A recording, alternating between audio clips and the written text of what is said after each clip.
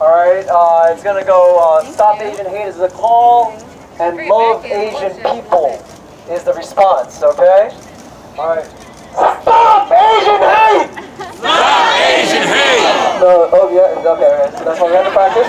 Alright, so Stop Asian Hate is the call. Your response is Love Asian People. Okay? Alright. Stop Asian Hate! Love Asian people! Stop Asian Hate! Love Asian people! Stop Asian Hate! Love Asian people! Do you love Asian people? Yeah! Yeah! Love to see everyone out here. Thank you, and Bird, if we can get some music. Show me what community looks like! This is what community looks like! Show me what community looks like! This is what community looks like! Show me what community looks like! This is what community looks like! Show them what community looks like! This is what community looks like! Show them what community looks like! This is what community looks like! Thank you, community!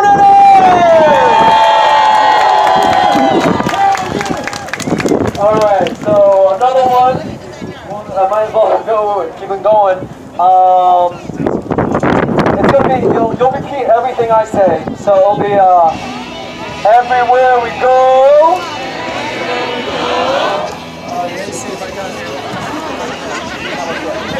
Everywhere we go. People wanna know who we are. So we tell them. Proud to be Asian. Proud to be Asian. Proud to be Asian. Hi everyone. Everyone in the back, can you hear me okay? All right. Thank you so much for coming. Hi everyone. For those of you who are from out of town, welcome to Georgia. My name is Crystal Jin Kim and I am one of your MCs for today. That's right! Oh, thank you so much. We're gathered here to grieve with the families and friends of the victims. To honor the requests of some of the families, we will not be publicly reading their names today. I'm a Korean American woman, born and raised in Georgia, and I live less than a mile away from where the second horrific shootings happened in the city. The church I grew up in is down the road from where the first shootings happened. We're here to mourn and to speak out against the exponential rise of hate incidents over the past year. I've spoken to so many individuals who are suffering, who are sharing their hearts and doing what they can to support others. I've also heard many voices of dissent, doubt, and mockery, even today, in response to this march from those who do not know the undeniable history of Asian Americans and the statistics from just this past year. I'm thankful to be here with you all and pray for all of our safety and for greater change through education, advocacy, care, and respect for the inherent value of human lives. Now I'd like to introduce Claire Hsu for a moment of silence.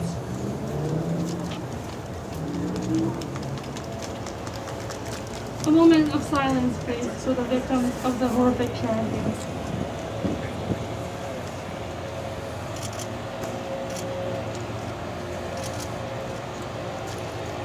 Dear God, we just pray for the victims of the tragedy and the communities that are hurting and in pain of this tragic incident. We just pray that you rain down your supernatural blessing on us and bring healing to all of us. Love has no color, and racism is a problem for everyone. We just pray that you bless our leaders and so that they make the good decision for our community. So bless today's event. In Jesus' name we pray. Amen. Thank you. Now I'd like to introduce you to my co-MC, Chris Chan, the Advisory Chair for the Asian American Action Fund, Georgia Chapter, and an attorney.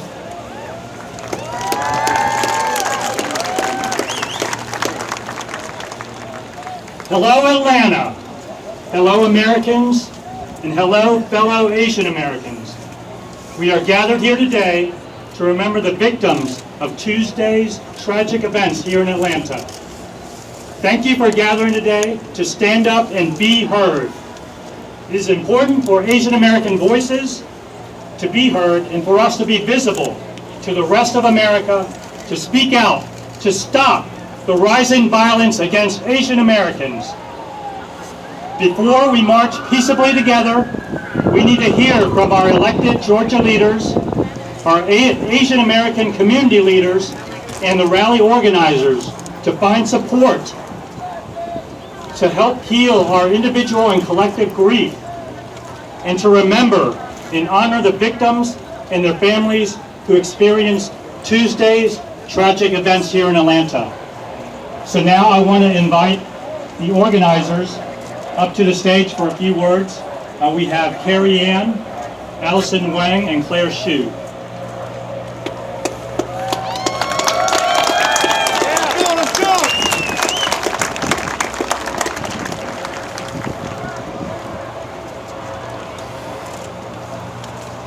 Thank you everyone for coming out today. First, I would just like to introduce who I am. My name is Claire, and I've been a resident of Gwinnett County for more than 10 years. And I love my neighborhood and community. It is endearing to me. But I have noticed something change in me more than others ever since the blame is circulating on us for what is happening with the virus. This is very bothersome as my identity is being picked apart. We all have potentials and we all have aspirations, but it's what is stopping us from doing this. Past traumas we're experiencing right now, or experiences that shape who we are today. For a moment, only for a moment, we will be held back by past negative or traumatic experiences. Those include experiences of racism incidents, narratives, abuse from trusted ones or those in close relations with us. The interactions with those around us has changed. Our mindset about ourselves changed. And the way we view others changed. As a minority women who have experienced traumas like this, I know firsthand the effects of these traumas. This is why I want to stand out to be a voice for this event. We're experiencing racism incidents, misogynistic and sexist tragedies. There have been more than 500 reported anti-Asian assaults and hate incidents just this past 2 months. And this is only a reported number. The amount of hate Asians experience is countless for the past year. If we don't do something about it, this will come to define us as a group and as an individual. We won't succumb to these hateful narratives. We can and will be free from the effects of this experience that are traumatic to us. And the first step is that we have to come together to fight back, and this is what we're doing today. The Asian community is united ourselves and also with our close allies. We will be healed from the fringe narratives, and we will be free from any unwarranted and vile harassment, assaults, and violence. By coming together, this is one of the many essential steps we take to grieve, to heal, and to prevent tragedies like this happening ever again. Thank you for everyone who's showing up today and bringing your best foot forward to present a united front against racism, against hate, and against misogyny. Please keep zealously active and engaged in this process. Thank you.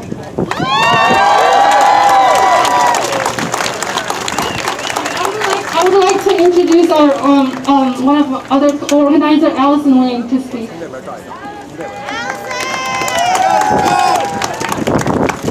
Hi everyone! Welcome to the Stop Asia Hate March and Rally. My name is Allison Wang, and my friend Claire and I were just two ordinary citizens who come from the Atlanta Asian community. we reached out to a local organizer, Carrie Ann, to organize this event because we're tired of feeling helpless. We're tired of seeing the hate crimes, the discriminatory acts, and the racial slurs happening all around us. And we're tired of not being able to do anything about it. These injustices have been happening to so many Asian Americans for decades. And they are now happening to people we know personally.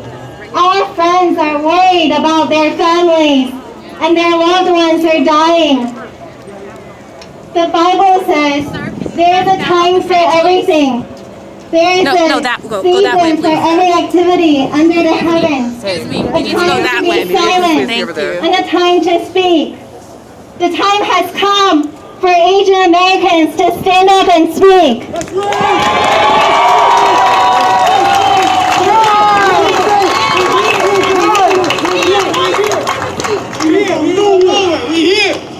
We must set aside our differences and we must unite together. We must come together to condemn hate, to condemn violence. We must condemn injustice. We want to create this platform to promote Asian American unity. For all Asian Americans to be seen and heard. My parents didn't want me to come out here today because they didn't believe that ordinary people like us can make a difference.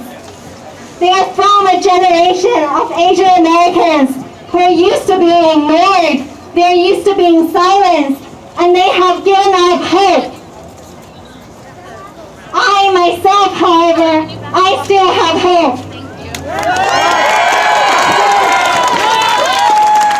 And I am going to hold on to the hope that we, the people of America, we the people, can change things.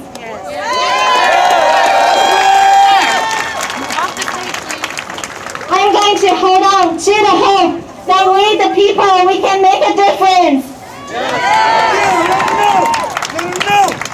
Seeing everyone out here today, and seeing all your faces, seeing the diversity of this crowd, it has given me the assurance that American people care about the Asian American community.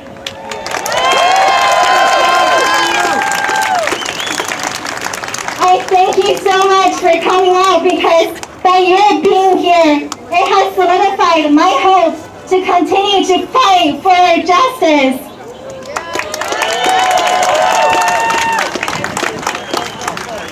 Lastly, I just want to say that the heart of this event is for everyone to come together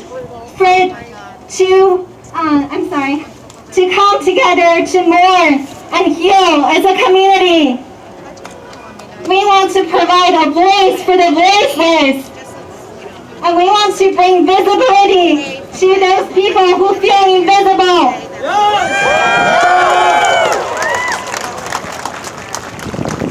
Thank you everyone for coming out here today.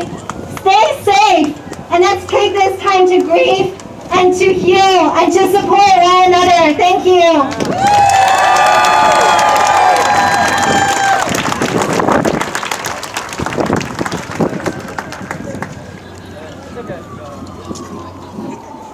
Next up, I want to introduce our local organizer, Carrie Ann. Hey guys, thank you for coming out today. I'm a Grady baby, born and raised in Atlanta, and a lot of crazy things happen here, but the beautiful thing about this city is that she always comes together. So it's really good to see all of you guys here today. Watching these attacks, this escalated rise in attacks on Asians the past years has been heartbreaking. And I have no words for that, but I hear the words of Dr. Martin Luther King Jr. in my head, that our lives begin to end the day that we become silent about the things that matter. And this matters. Asian people matter. So I am here today as an ally. I helped people organize this rally, and I thank you guys for coming out and being allies as well.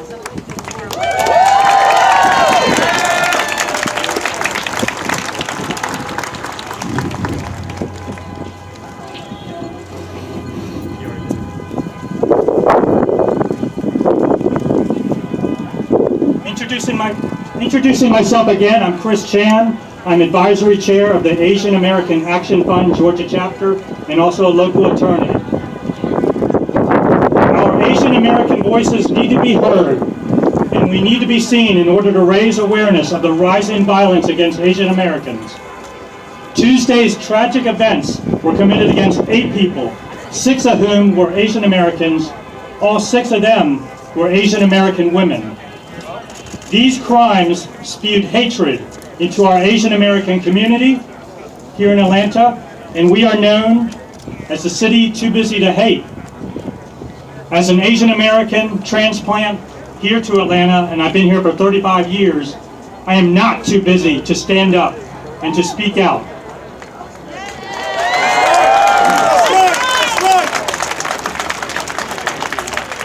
While the sun may be out here today to warm our hearts and nourish our souls, this is not a beautiful day to me.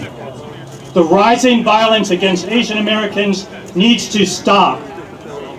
All Asian Americans need to stand up and to speak out to stop Asian American hate.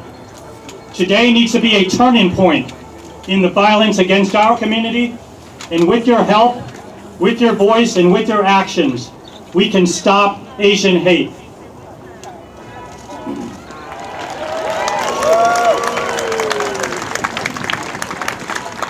When we peaceably march down that street in about half an hour, we will greet those who meet us with love and compassion. And when we are finished, we'll go back to our homes, our businesses, our churches, our schools, but we will not sit in silence. We will need to continue to stand up and to speak out and to be vocal and to educate everyone about the rising violence against the Asian American community so that we can stop Asian hate.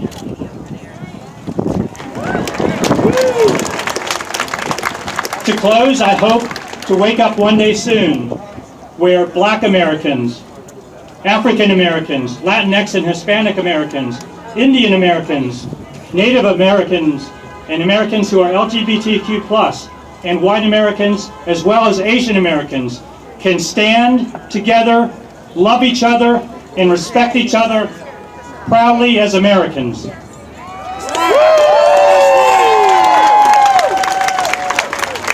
That will be a beautiful day to me.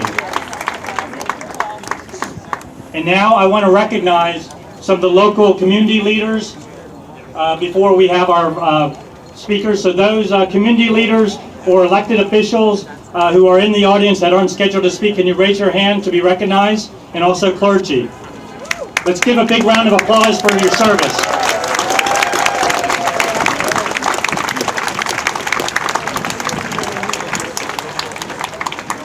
I now would like to recognize and bring to the stage Reverend Barber to speak for a few minutes. Before I say a word, I want to ask if 8 of my Asian friends would come and stand. 8 of my Asian brothers and sisters would just come and stand right here with us. I think this is the time that we must always show as much solidarity as possible.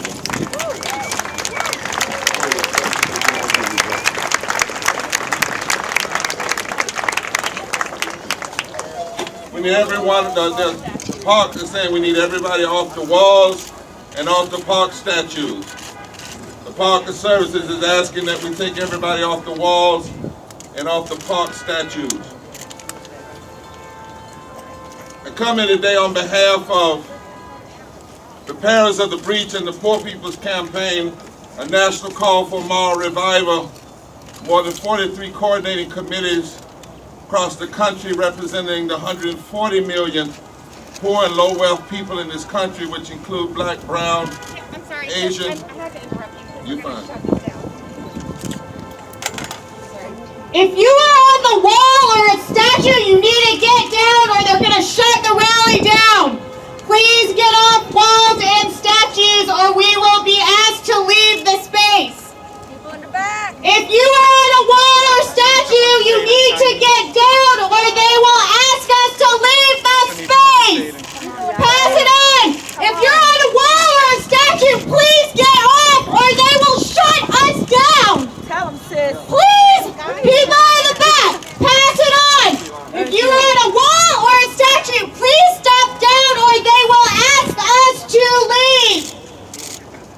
Can we all say that together? Say, if you're on the wall, come down. In the crowd. Don't make them shut us down. We need to stand up. All of you on the walls in the back, we need you to come down. Come down. Come down. Thank you. Come down. I come here today with the Poor People's Campaign and in the painful memory, the painful mindful of this vicious attack on our brothers and sisters. But in the midst of this, 6 women, 2 men, let us not remember, let us not forget that white supremacy is not just against black people, but humanity itself.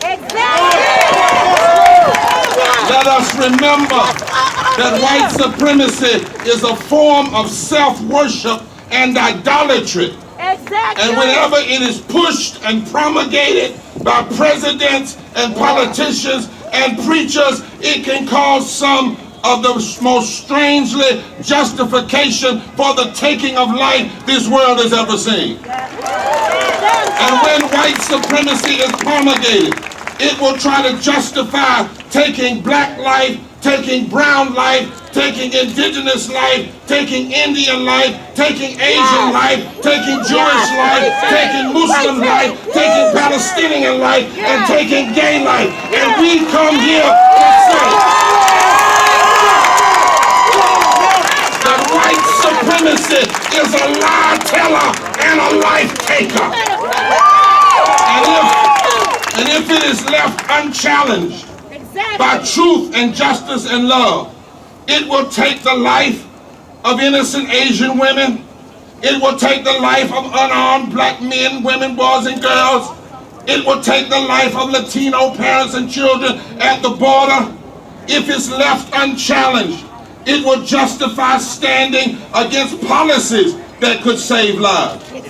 So white supremacy will stand against strong gun laws.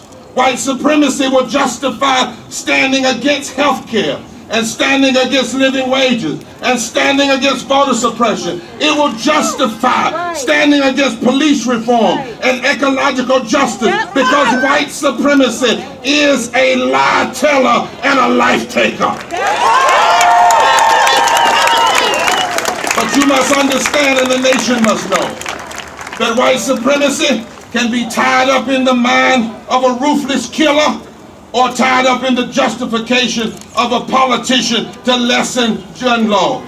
White supremacy can be in the street bellowing hate or in a congressional meeting pushing baseless lies about voter fraud in order to justify basic voter suppression. Somebody say tell the truth. White supremacy can be under a hood or blocking health care. White supremacy can be lashing out racial distortions or rising up to stop health care by suggesting some people don't deserve it. That is why black people and Asian people and brown people and white people and native people and gay people and transgender people and straight people with a conscience and a conviction, we must stand together against every manifestation.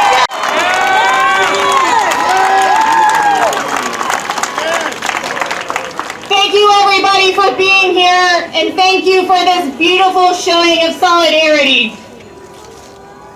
Yellow peril, yellow fever, jungle fever, oriental, kung flu virus.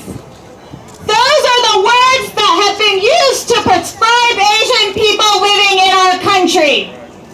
We have lived in the shadows, invisible, overlooked, stereotyped, and relegated as second-class citizens. And now, in the wake of a violent and brutal shooting, white America is still trying to deny our humanity and existence. A 21-year-old white man targeted 3 Asian businesses, driving 40 minutes from one spa to another, passing other adult entertainment businesses. By when he shot and killed 8 people, 6 of them being Asian women, at close range, in the head. No matter how you want to spin it, the facts remain the same. This was an attack on the Asian community. We have seen this before. Media and law enforcement centering the perpetrator and trying to deny that systemic racism, misogyny, and xenophobia are not at the root of these killings.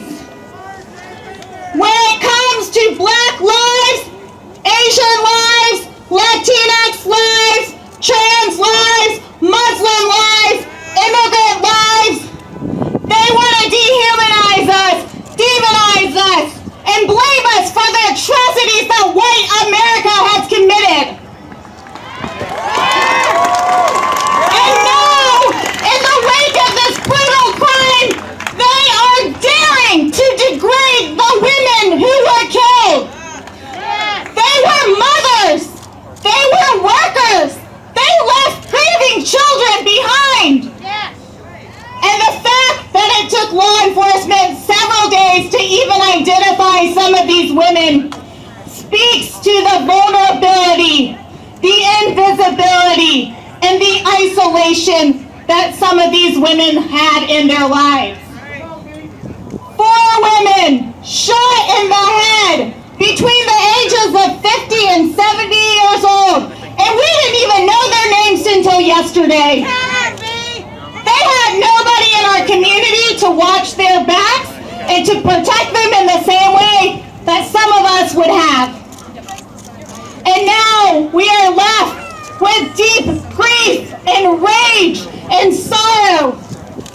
The weight and the pain is ours to carry, and it is our responsibility to speak our truth. For these victims, for their families, for our AAPI community, and for any community who suffers from the same injustices that we do. I want to thank especially our Black brothers and sisters who know too well the pain that we have felt this week.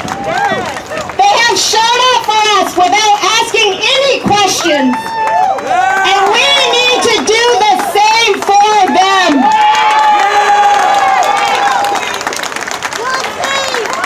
To my AAPI community, let's continue to demand and affirm our existence and humanity. Let's shed that myth of the model minority. Let's continue to share our history, our truth, our stories. Let's join hands with our allied communities and demand justice for not only these victims, but for all victims of white supremacy. And finally, to my AAPI sisters, we know that this just skims the surface of the violence and the hypersexualization of Asian women in this country. That's right. Thank you for leading through your pain, for speaking up for Asian women, and for highlighting that this is not just about racism and xenophobia, but it is also about deep-rooted misogyny.